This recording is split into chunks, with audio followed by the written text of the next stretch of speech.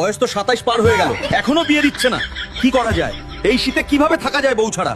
আজকের একটা ব্যবস্থা করতেই হবে। পাড়ার বল্টুও তো বাচ্চার বাপ হয়ে গেল, আর আমি এই বয়সেও কার্টুন দেখি।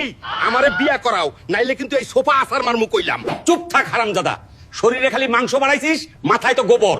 আগে বিসিএসটা তো পাস কর, তারপর বউয়ের স্বপ্ন দেখিস। আম্মা, তুমিও কিছু কবা না? বিসিএস দিয়ে কি করবো? আমার তো এখন সংসার দরকার। আব্বারে বুঝাও না কেন? আমি কি সন্ন্যাসী হমু? ঘটকরে তো কইছি, কিন্তু সমস্যা তো একটাই, মাইয়ারা তো তরে দেখলে জামাই না ভাইবা হাইব্রিড লাও মনে করে। ঠিক আছে, ঘটক লাগবো না, আমি গেলাম। ফেসবুকে একটা লুকিং ফর ওয়াইফ স্ট্যাটাস দিমু, দেখবা কমেন্ট বক্সে মাইয়ারা কেমনে লাইন ধরে।